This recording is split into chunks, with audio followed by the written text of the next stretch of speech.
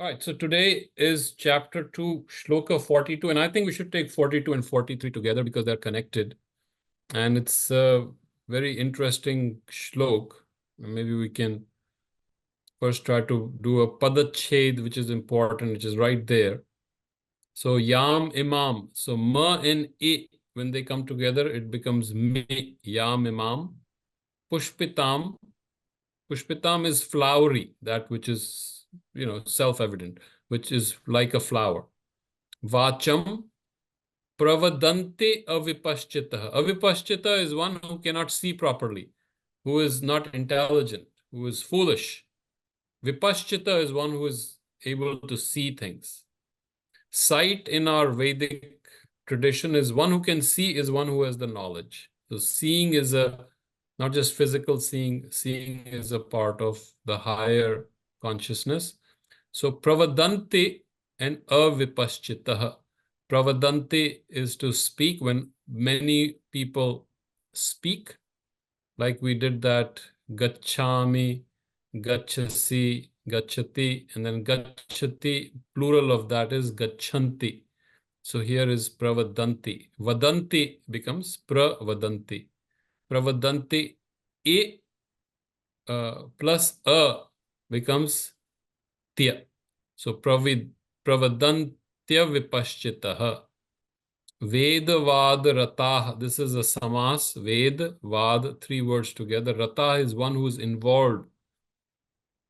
Nanyadastiti vadinaha. Na anyata. This is four words together. Na anyata. Anyata means something else.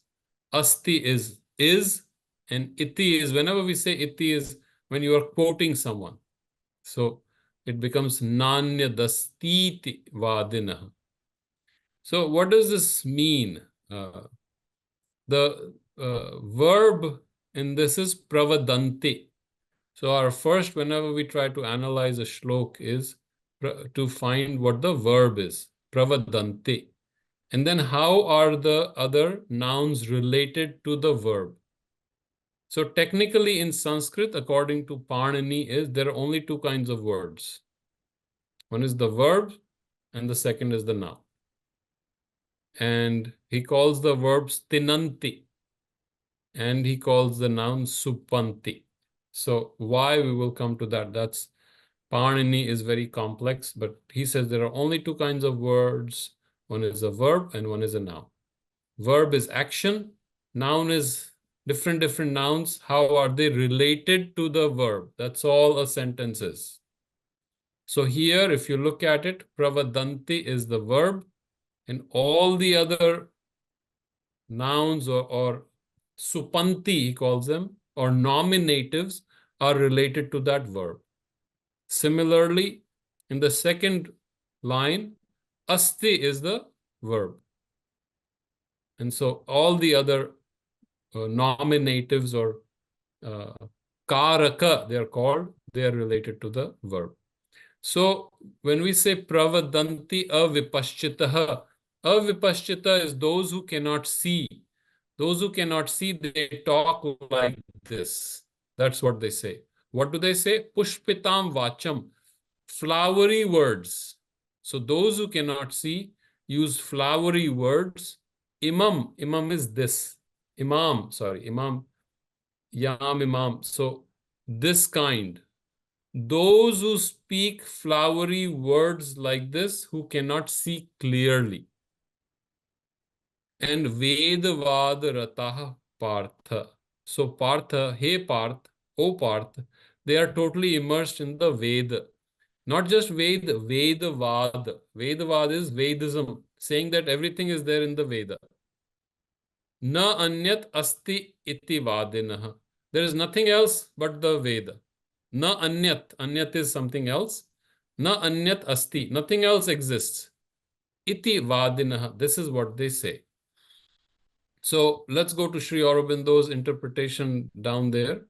And this flowery word which they declare who have not clear discernment. This clear discernment is the avipaschitaha. Devoted to the creed of Veda, whose creed is that there is nothing else.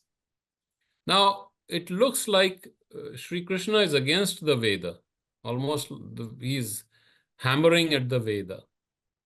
But obviously that is not possible because Sri Krishna is part of the Vedic tradition and is a great Vedanti himself.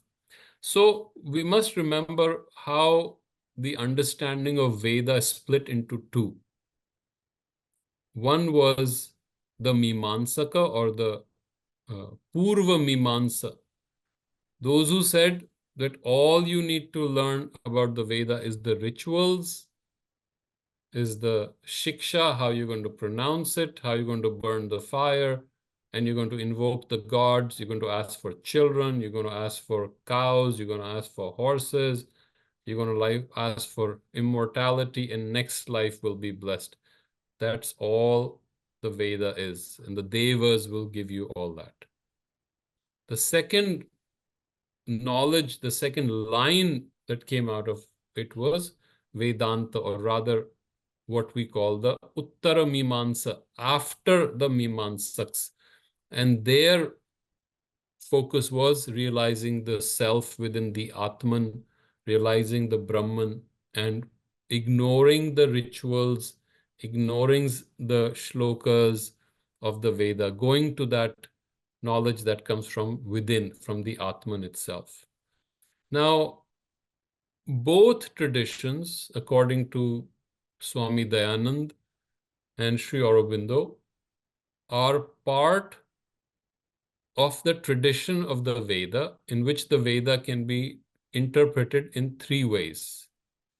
And the classic phrase that is used by T.V. Kapali Shastri, which comes from an ancient Purana, is Trayortha Sarva Vedeshu. So since you now have gotten good with Sanskrit, Sarva is all, Vedeshu is inside, in all Vedas, all the four Veda, inside the Vedas, Trayortha. Trayi is three, Artha is meaning. So Trayortha Sarva Vedeshu. Three meanings. Trayorthaha Sarva Vedeshu. So entire Veda has three meanings. Now here Sri Krishna is criticizing the external meaning, the ritualistic meaning of the Veda. The ritualistic approach to the Veda is, I do the rituals, I do the part, I do the Ucharan best way possible, I know the Nirukta, and then I will get all the riches and I will go to Swarga and my next life will be good. But this is exactly what a person who is totally external will think. And Sri Krishna rejects it. But the higher knowledge of the Veda, the spiritual knowledge of the Veda, which flowers in the Vedanta, is what Sri Krishna has taken. So these are two paths. One is the Vedavad and the Brahmavad. Vedavadis are those who say even you don't need to understand what the Veda is. You just need to pronounce it correctly. And that's all you need to know. Just the sound will deliver you from all evil. The Brahmavadi will say, no, you need to realize the Brahman, which is your true reality. So Sri Krishna here rejects the Vedavad. He will come back to the Veda in chapter 3 and chapter 4, where he will take the essence of the Veda and bring it into his grand vision. So Sri Krishna's approach is never to reject. Sri Krishna's approach is to absorb the truth of every path, every darshan. Here, even though it looks like he's rejecting outright the Veda, he's rejecting that particular interpretation of the Veda. And obviously, if you're approaching the Veda just to get children or cows or money or victory or horses, Sri Krishna would have nothing to do with it. He's asking you to go beyond these. So beautifully, he has in these two lines described it, but we just need to make sure we don't get confused that Sri Krishna is not against the Veda, he's against that particular interpretation of the Veda.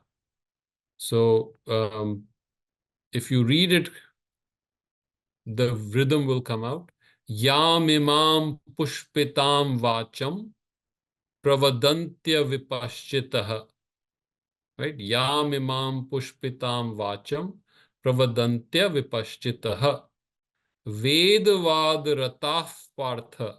So when we said visarga comes before pa, the sound comes as if it becomes a fa. This is called the upadmaniya. Upadmaniya is your through your lips you're doing. So visarga sound becomes like a fa. Vedavad rataf partha nanya dastiti vadinaha. So now we can listen to Swami Brahmanandji and see how subtly. Now he's not going to be as loud as me. Fa. It's a very subtle sound, and see if you can catch that note. Amimam pushpitam vacham pravadantya vipaschitaha vedavadarata partha namyagastiti vadinaha. So see how subtle it is. Vedavad rata partha.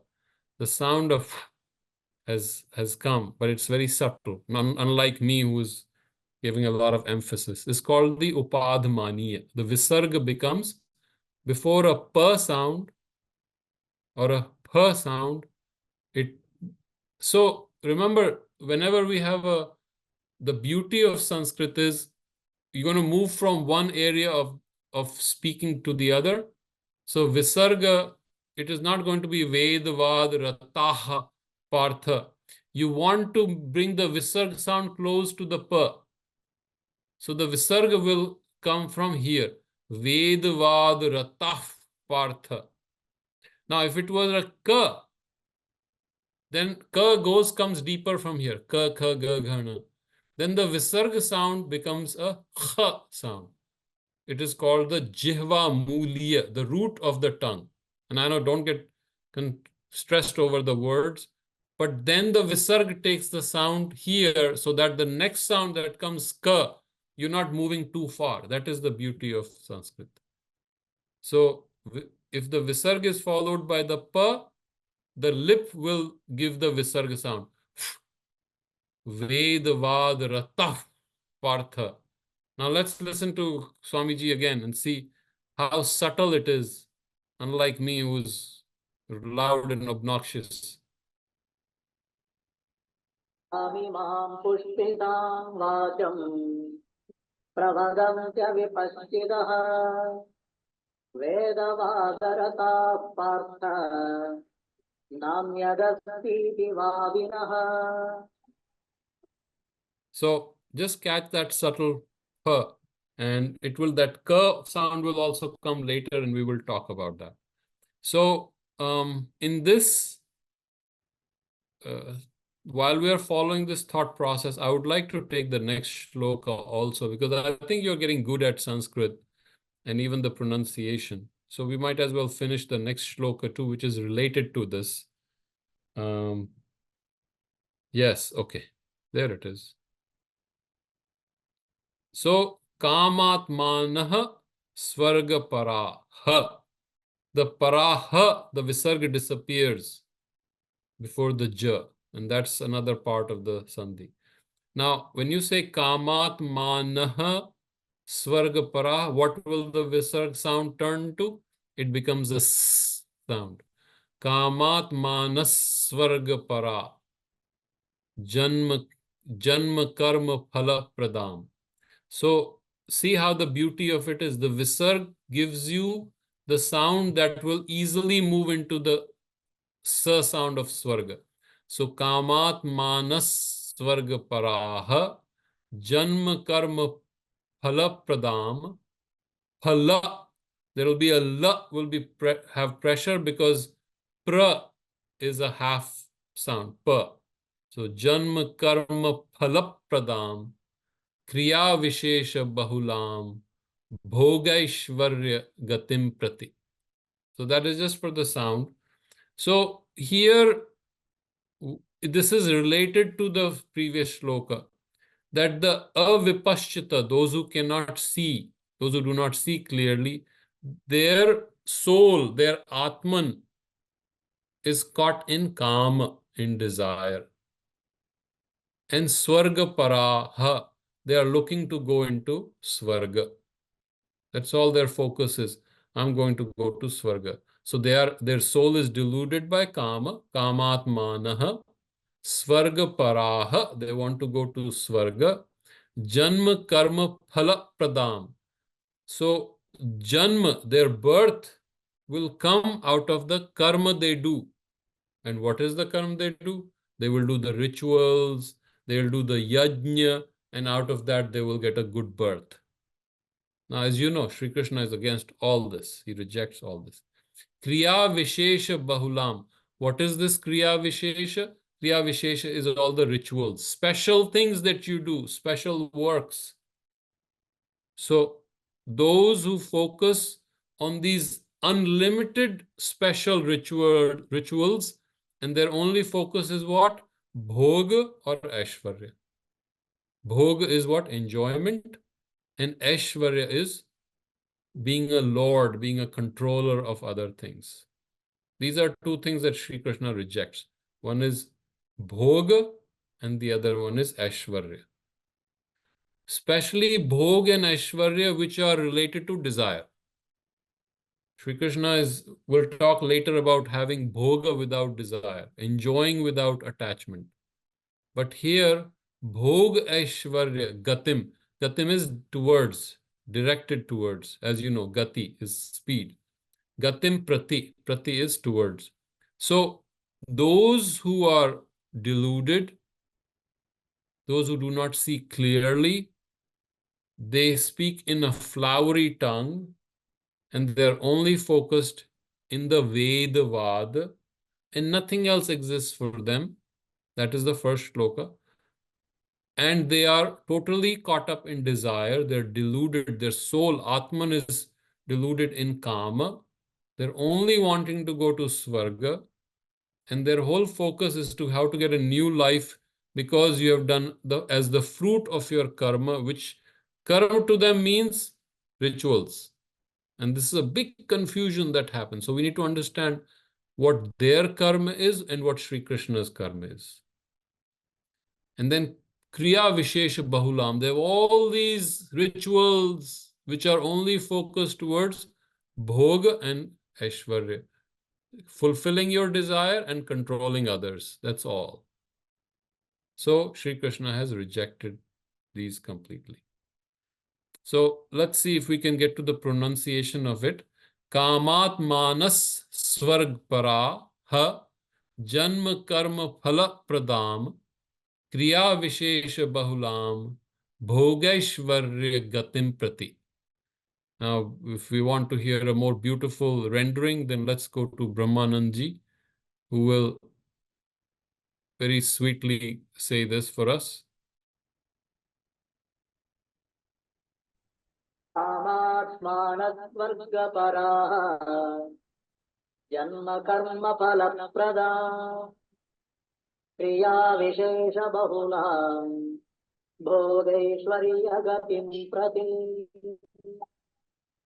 So you saw that very subtle kamatmanasvarga paraha janma karma phala pradam.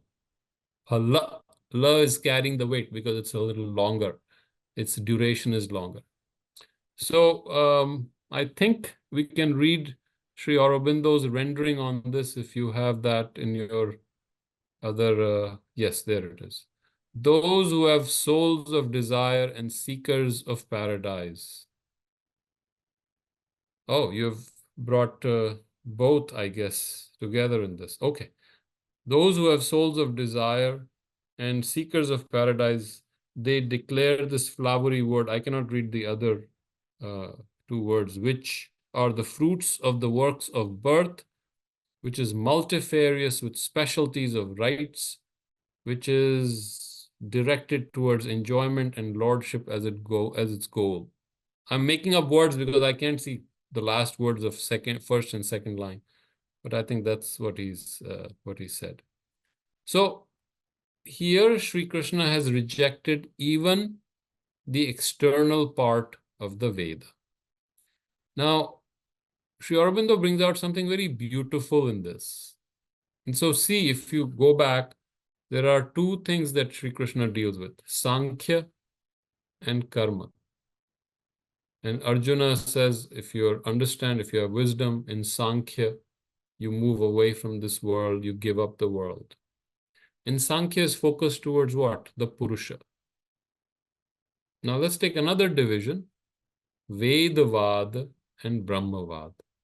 Brahmavad, again, where is it directed towards? Brahman. Brahma, leave this world, go to the Brahma. At least that's what people got confused with. Yoga is more towards doing karma and surrendering everything to the divine. And eventually, the Gyanis think that karma will fall away and we will move to Jnana. Similarly, Vedavad, in which you are doing karma, is a very specialized kind of karma, which the Brahmavadi will say will drop off when you come to the understanding of Brahma. So Sankhya and Yoga, Brahmavad and Vedavad.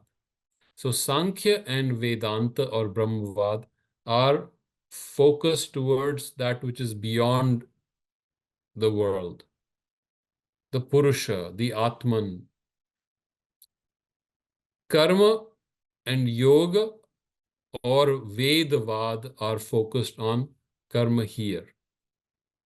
Sri Krishna brings these two together in his synthesis. And again, he has started with the Veda. He has brought a kind of synthesis of Sankhya and Karma, which he will work further. He has opened those notes and he will work it further. But here he has opened another note, and that is Veda and Vedanta. So that's his style. He's like a great singer who will start a note, he'll carry that note to a certain point, then he'll take another note, then he will build it, and he will bring those two notes together. Like great singers who give me an example, Allah Rakha Khan or someone like that, Amir Khan, you guys would know, Pandit Jasraj, who would take a note, they'll play with it, and then they'll leave it. They'll start another note and they'll build it. And then again, they'll bring them together and then they'll leave it and then come to another note. So that is how Sri Krishna plays with ideas as if these are just simple notes. Look at the genius, the mind. For him, these concepts and darshanas are just things to build up, develop, and then drop, and something else take it until he brings them all together in his grand union. So I just wanted to show that so that you understand the kind of mind you're dealing with. A mind to which ideas are not fixed, but ideas are things that you develop as if you're listening to music, and then you bring them together, and then you expand them even more. And then you take the opposite idea and let them play with it, and then another new idea comes out of it. So that is the kind of consciousness you are dealing with. And Sri Aurobindo used to say that Sri Krishna has what is called the over-mental consciousness. In the over-mental consciousness, you have the entire 360-degree view of everything. It is a global consciousness. So we can see this, how he, in how he deals with various darshanas. So I think we've talked about it for 20-25 minutes. And if we want to do some questions, and then if not, then we can do some patha, whatever you guys want to talk about.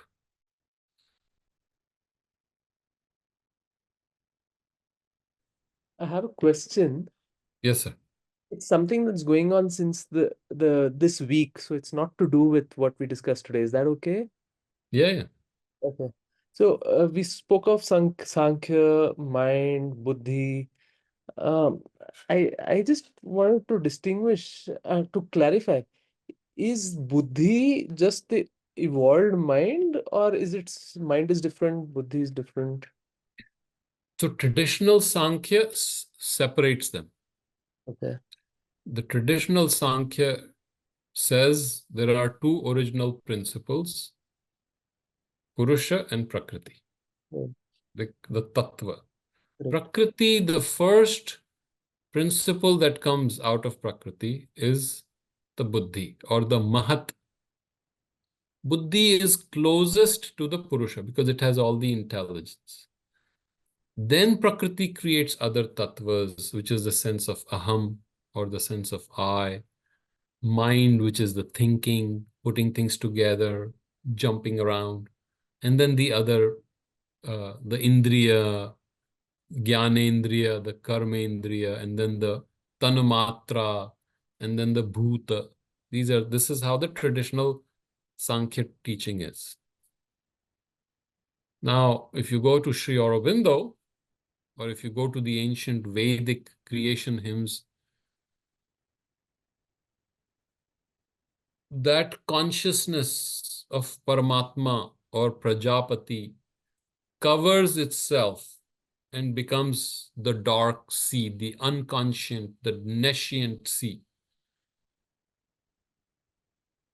Salilam apraketam. This may not be here. So, Salilam apraketam is the ocean that is not manifest. Apraketam. So, this is the Sankhya. This is Buddhi, Aham, Manas. These are the different things. Salilam apraketam, that Prajapati or Paramatma, Parameshwar has turned through his, and when I say his, please understand that there's no his or her. Through his consciousness, he has covered his consciousness to create this vast ocean that is unmanifest. Through that unmanifest ocean, manifestation starts coming. From the lowest, from the darkest, total darkness, no awareness. From that starts emerging matter. Matter becomes life. From matter emerges life. From life emerges mind. Right? So evolution, as we talked about. From mind will emerge a higher awareness. So this is a movement of complete hiding, complete covering of oneself. Ritena ritam apihitam dhruvam vam. The truth has covered itself by the truth. And now it will again start emerging. Why is it able to emerge? Because that truth is already hidden in this truth. So in this dark ocean, the highest consciousness is already hidden. We don't see it. So we say, oh, this is matter. This is just dead, inert, jada.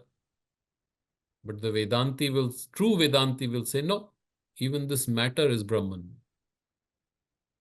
This matter hides the true consciousness of Brahman. Brahman has become everything. So this matter too is Brahman. This too is Brahman, one of the Mahavakyas. So in this perspective, things come from below. In Sankhya perspective, depends on how you divide it. We were not there, right? You and I were, maybe we were in a different manifestation. But so this is all a paradigm that is given to us, just like in quantum physics, right? You give a paradigm. So we don't know if the mind, they are there. The buddhi is there, the mind is there, and they're connected. Got it. Where I was coming from is, practically we are learning physics, we are learning Gita, we are doing so many. So where is all that going, in the mind or in the buddhi? What is the use of mind? Because it seems like we need to keep letting go of the mind, giving Right. it. Then why the hell do we even have it? Yeah, you don't have to. A lot of Vedantis will say mind is not needed. A lot of Sankhya, these gurus will say, drop it. You don't need it. Why do you need it? In fact, at a certain stage of Vedanta, mind is a hindrance. Because we think too much, we overthink. We think our brain, we don't experience other layers of consciousness. There are other ways of seeing the world. Mind is a very thin layer, in the spectrum of consciousness. It's just one way of seeing things. What does mind do? And again, I'm not justifying. It is there. So mind can hold memory. Mind can connect things. At a higher level, mind can create some organization, a very superficial kind of organization. There's a greater knowledge beyond the mind. What in our terminology we call Vijnana. That which is above the Gyan, it is always beyond the mind. Mind can only try to put things together, analyze, but it cannot reach the truth. It's like dissecting a butterfly to find out what is there. Mind loves to dissect. So you dissect a beautiful butterfly, the life is gone. There's nothing, you can't see it. So you need a higher awareness to see the life of the mind, of the butterfly. Mind will only dissect, cut, cut, cut, cut, cut, cut, cut, or jump from here to there, random associations. As you go beyond the mind, you go to the buddhi. Buddhi has the ability to see things, deeper things. Buddhi has a truer understanding and awareness of its own background, which is the Atman. So the buddhi has the ability to transcend itself. Buddhi has the ability to take you to that direction where you transcend yourself. When I say you are the buddhi, so just take that sentence with a grain of salt. But buddhi is the way to transcend. And Sri Krishna gives a lot of importance to the buddhi. Without the buddhi, you cannot do Sankhya Yoga. Without the buddhi, you cannot do Karma Yoga. So his meeting point, beautifully, is the buddhi, which makes sense. The greater understanding. What are we doing? We're trying to understand. The deeper understanding, the deeper seeing is the buddhi. Got it. So जो इतना we study, like I'm seeing my daughter going through a 10th standard, she's doing so much. Isn't it a waste of effort? You may say so, because Western education is all focused on the intellect, unfortunately. If you remember Swami Vivekananda, what he used to say, if we teach our children how to do dhyana, that's all they need. They don't need anything else. Just the ability to concentrate. We don't teach our children how to concentrate. We teach our children to gather facts, little facts they gather. And so we are overloaded. Our minds become this big, but our hearts have not grown and our vital has not grown. Partho Dada constantly talks about an integral education, right? Integral education is what? A complete fulfillment of your whole being. You're not just the manas, you're also buddhi, you're also the psychic being. Now, in your childhood, Krishnamurti used to do that. He used to take children and in the morning, they would just sit and watch the sun come up. That's it. 10 minutes, just quietly watch. Or give every child a little sapling, grow the plant, spend time with the plant, fall in love with the little sapling, or take a little pet, fall in love. So your heart starts opening up. But our education is totally focused on what? Just intellect. That is what the Western education is. So we have forgotten our own traditional approach to a holistic education. So what are we doing? Think about it. And I read this, so I was very happy to hear this. This came instinctively. I didn't read it out of the book. So the meaning of education was what? The child would go to the guru. And what would the guru do? Guru would recite a shloka.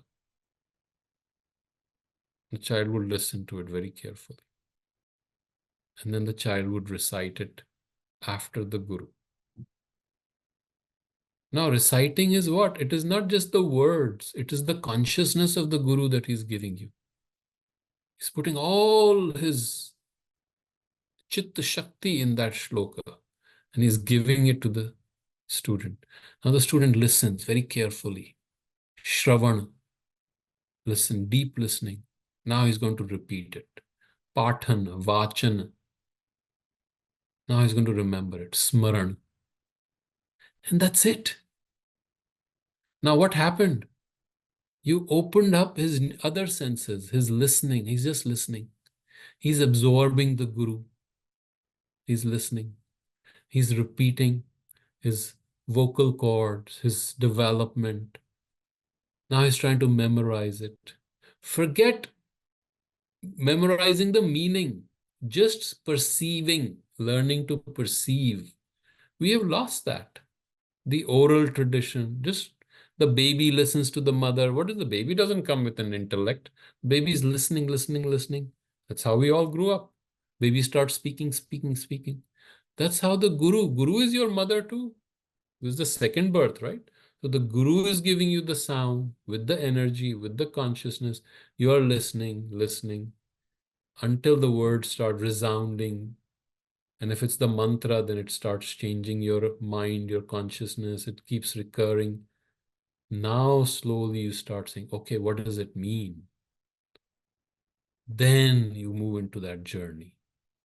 But you live with that shloka.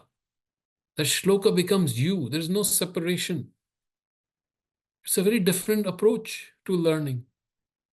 Now, our children don't know music, don't know how to do pathan, recitation, elocution. When are we doing that? Our children don't have the sense of that. Unfortunately, they just need to learn A, B, C, D, E, F. They need to learn 10 multiplied by 11 is 110, and 10 multiplied by 12 is 100, by 12 is 120. It's all intellect. All we are trying to do, or they will learn facts. But the senses are not being developed. We are not developing a deeper learning which comes from the consciousness of the Guru. Very different way of doing things. But then that was the tradition in which some of the greatest rishis came.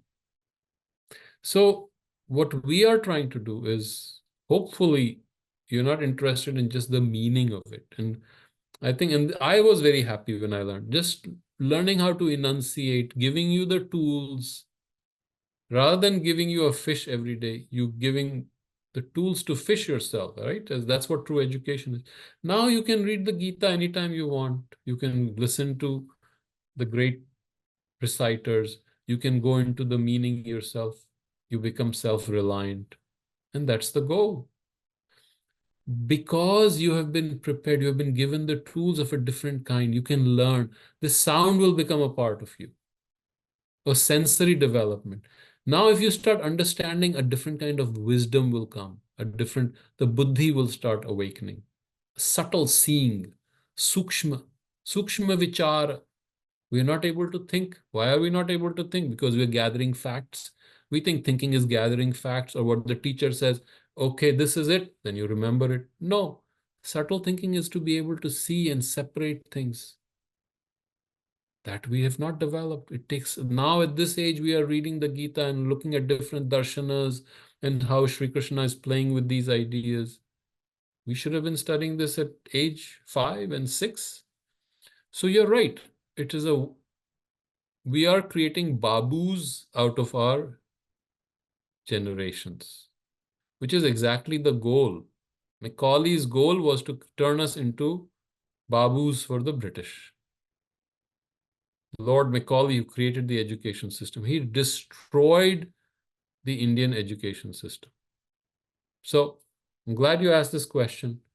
Now you are going through an education system, which is ours.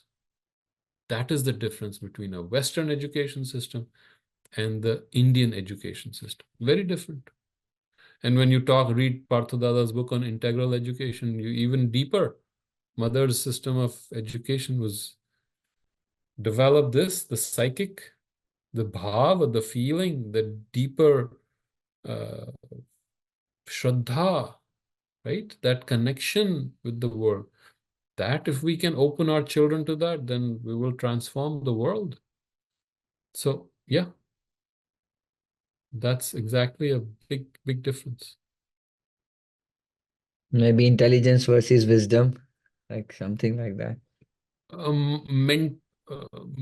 Mind versus wisdom. True intelligence is of the buddhi. So but buddhi goes into what is called intuition.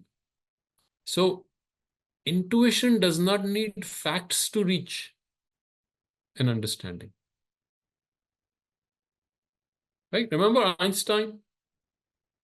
Did Einstein create mathematical formulas to reach his conclusion? He already had the conclusion. If the speed of light is a fixed entity, this is how the world is. He already saw it. Then he had to get the math right. He was not a very good mathematician. If you read the general theory of relativity, it took him years to get the math right. But he knew it already.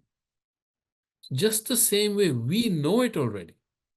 We don't need facts to know. Maybe the facts can be used if you want to.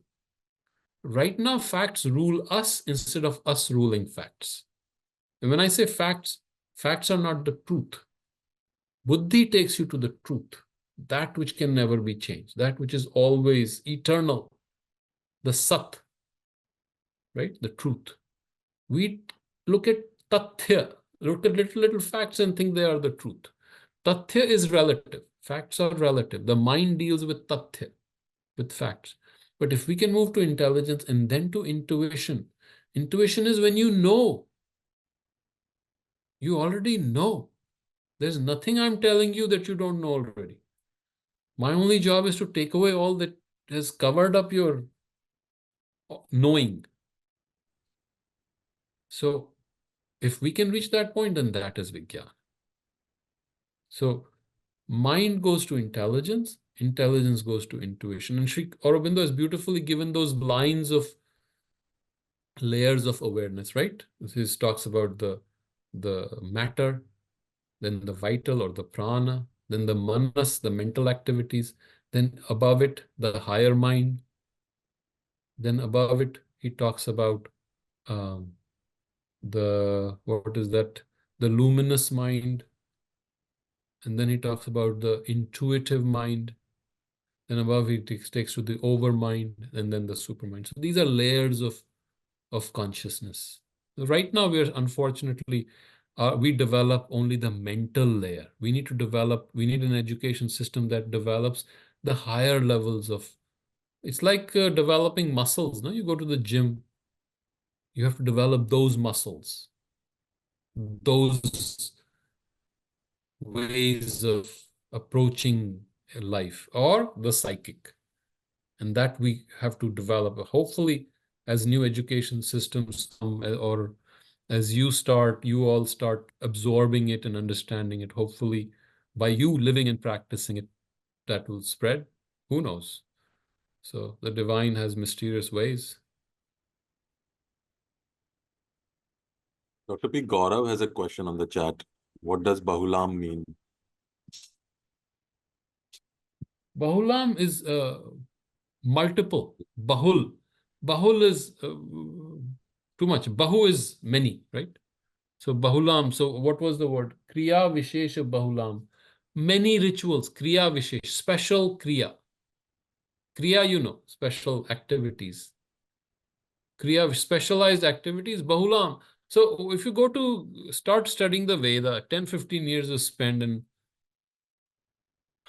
I tried a lot of time to understand the Vedas and read it. Even wrote a book on it, which no one read besides me. But it is beautiful. It has so much. 10,000 shlokas. Now people learn this forward and backward and sideways,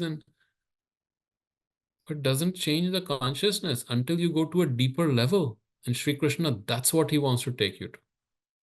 We have only come to the 43rd shloka we started from the 11th for 32 shlokas. Can you imagine doing this 10,000 shlokas? We'll have to live 1,000 years maybe to even do this. But you can take the essence of the Rig Veda. And Sri Aurobindo has beautifully, in his 2 books, Hymns to the Mystic Fire and The Secret of the Vedas, given us the essence. So Bahulam is just abundant. Too many. So does anyone remember the part? You want to go back and do the part? Anyone interested? Or you want to take a break? Akirtim chapi bhutani kathayishyanti te vyayam. Sambhavitasya jagiti. You can even look Man, at it. I won't complain. I I can can recite it. Go ahead, Hemant. Okay, so from which one?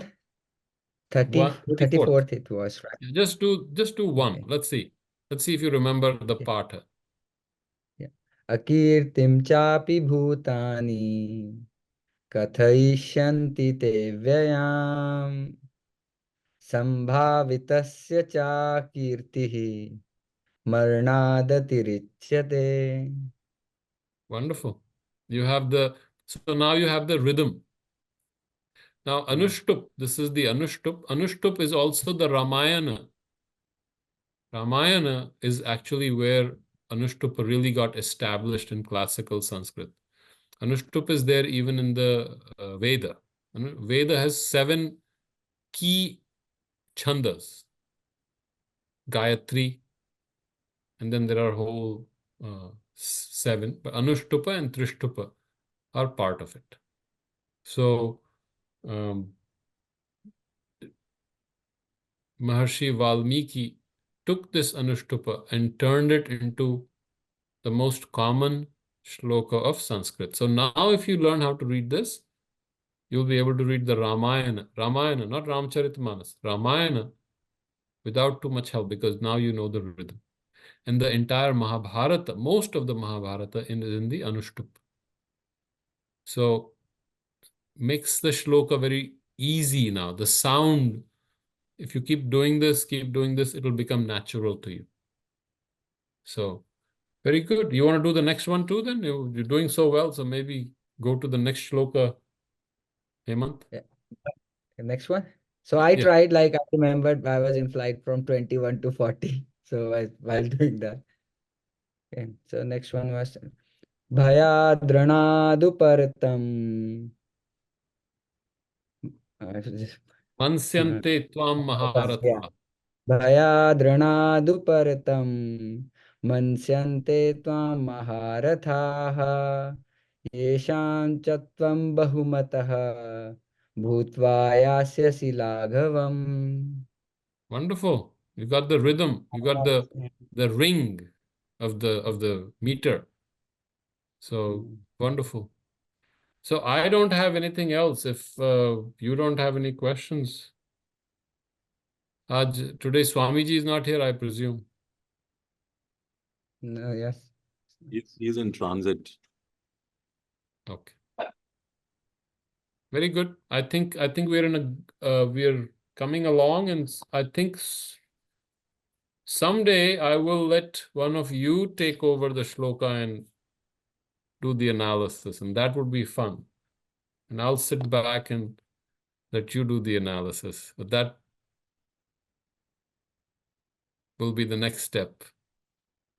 So I'm going to get you ready to be dangerous.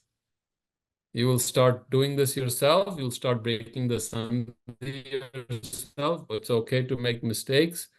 You will start looking at the verb, okay, Ramcharitmanas and Ramayana. I'll come to that. And then you will start breaking it and start researching it yourself. And then I'll give you the books that you can read if you're interested.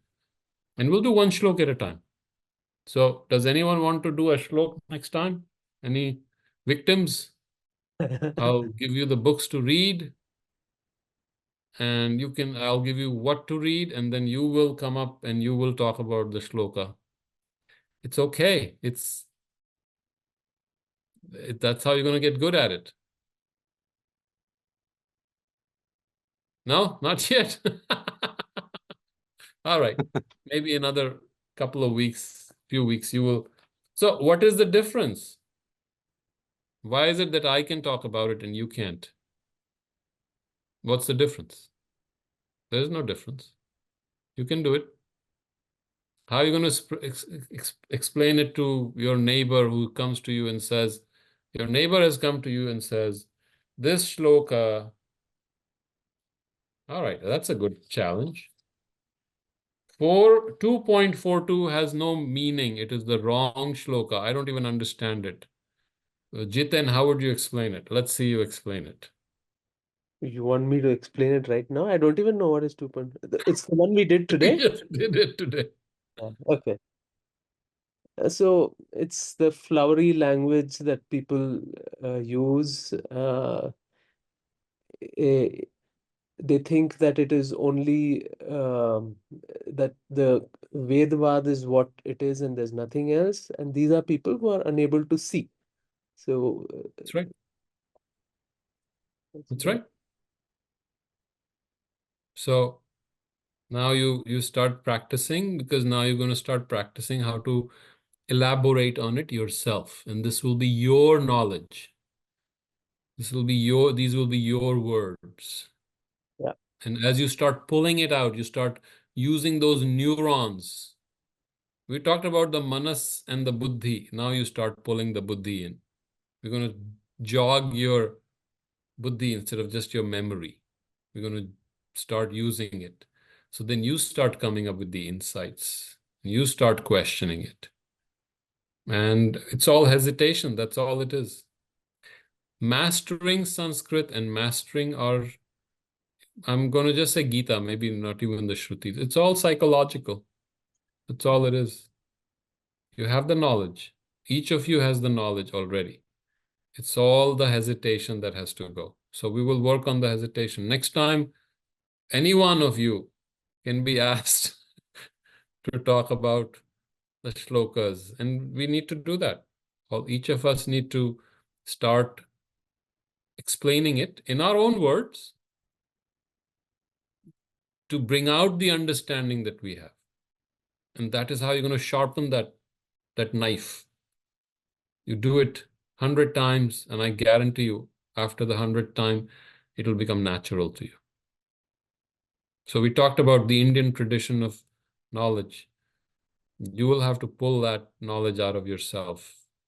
You have to first have the faith, the shraddha that you have the knowledge. And once you have the shraddha, then you have to start using it. As you do it, you will get better and better at it. And then you don't need anyone else but your own inner knowing to guide you. That is the secret. So, very good. I think with this challenge, with this scary challenge, everybody's kind of a little hesitant. But hopefully in the next 5 to 10 sessions, we will open you guys up. Just like, remember, when we did the partha, none of you you were not comfortable. Now you're doing it. You don't have to become pros, but you can do it. You're comfortable with it. Now you can listen to Swami Brahmanand. I listen to Brahmanandji when I'm driving. I don't listen to anything else. I can't. Or I read Sri Aurobindo essays on the Gita. There's nothing else I can read. Nothing else worthwhile. I'm not that I'm recommending that you do that. What am I going to listen to after listening to these beautiful shlokas? So once that happens, then the knowledge will grow on you automatically. So very good. Thank you. Is Have one faith last in question. yourself. Yes, sir, Pankajji. One last question from Sakshi. Okay. What is the difference between Ramcharitmanas and Ramayana? Okay. So Ramayana is classical. It's an epic written by Maharshi Valmiki. Probably people give the timeline as 2,200 years when it was written. I don't agree with that. Don't ask me why. I think it's at least 4,000 to 5,000 years old. This is my humble submission. I'm not a historian, but none of us knows, right? If I said 10,000 years, everybody would laugh at me, but they can't disprove me. But I think it's 5,000 years. The Vedas, normal tradition is that they're about 3,500 to 3,700 years old.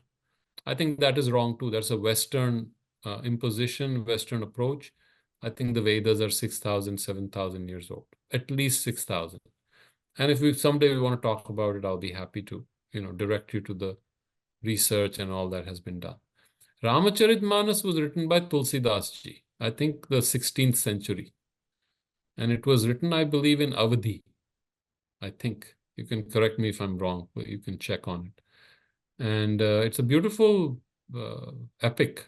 But the traditional epic is Ramayana, that was written by Maharshi Valmiki. Now, there is controversy in that too. There are about 25, 30 different Ramayanas across the country, which have different storylines. And that's why people criticize that we don't even have one storyline. To which my answer is, why should we have one storyline? It is not about the storyline that is of importance to us. What is more important is the consciousness of Rama and what Rama did on earth. You can hold the ear like this, or you can hold the ear like this. It doesn't matter. Whether Sri Rama killed Ravan, or whether he went from north to south, or he was in the south, it doesn't matter. These are, again, we're getting caught up in facts, and none of us knows the facts. It is an itihasa. Itihasa means this is how it happened. Itihasa. Just we use the word iti. It is when you quote someone. Itihasa. So that's the difference between Ramayana and Ramcharitmanas. Okay, very good. Thank you. Namaskar.